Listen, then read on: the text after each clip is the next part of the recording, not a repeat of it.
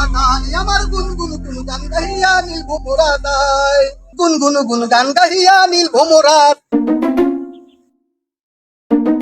কি ব্যাপার, মেয়ের কি বেমার হয়েছে নাকি? আমরা স্যান্ডেলও তো নাই, এই প্লাস্টিকের স্যান্ডেল দিয়ে করা যায় কিনা? আবার ঘুম থাক।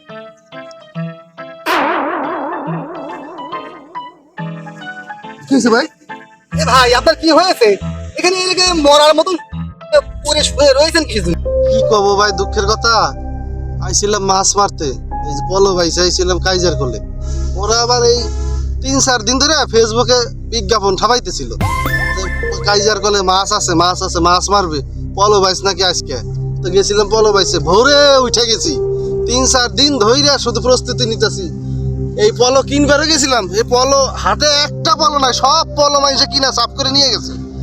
যাই হোক, শেষে এই যে এই পলোটা একজনের কাছ থেকে ভাড়া নিয়ে আইছি, এই জালটা ভাড়া নিয়ে আইছি, 100 টাকা রিক্সা ভাড়া দিছি। শেষে এই পলো পাইছি। সকালবেলা ভোরে কয়ে আইছি পেঁয়াজ মরিচ কাইটে রাখো, তারপর মশলাপাতি বাটো, আমি বড় একখান মাছ ধরে নিয়ে আসবানি। মাছ তো পাইলাম না, ঘোরার দিব একখান মাছ পাই। মাছ পাবেন কিরাম করে? আর সব মাছ তো ওই কারেন্ট জাল আর ওই যে চায়না দুয়ারি। হ্যাঁ, চায়না দুয়ারি, ওইগুলোতে সব মাইরে নষ্ট করে ফেলেছে। এখন তো ওই জায়গায় কোনো মাছই নেই। আগে বড় বড় বোয়াল ছিল, পাঙ্গাস ছিল, শুনেছি শৈল, টাকি, গজার ছিল। এখন কিচ্ছু নেই।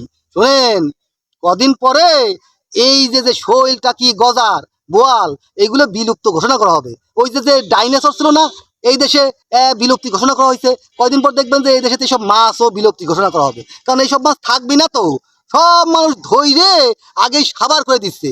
সেদিন দেখলাম বাজারে এই ছোট ছোট পুঁটি মাছ, একেবারে মনে হয় যে ডিম বের হয়েছে ফুইটে, সেইগুলো বিক্রি করতেছে ওই ভরে ভরে নিয়ে আইসে। মাছ থাকে বাজারে? আরে গাঙ্গে মাছ নেই, ওই খালে মাছ নেই, বিলে মাছ নেই, মাছ মারতে আইসেন এই যে আপনি কোলে না? বুঝতে পেরেছি, আপনার বউরে মশলাপাতি বাড়তি কয়ে আইছেন। মাছ নিয়ে না গেলে, বাড়িতে গেলে আপনার শেষ কি?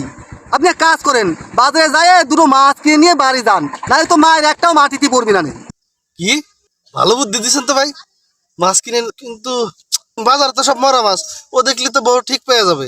ওরে ভাই রে, মানুষের বুদ্ধি থাকলে হাঁটুতে যা বুঝাই দিবেন তাই বুঝে যাবে।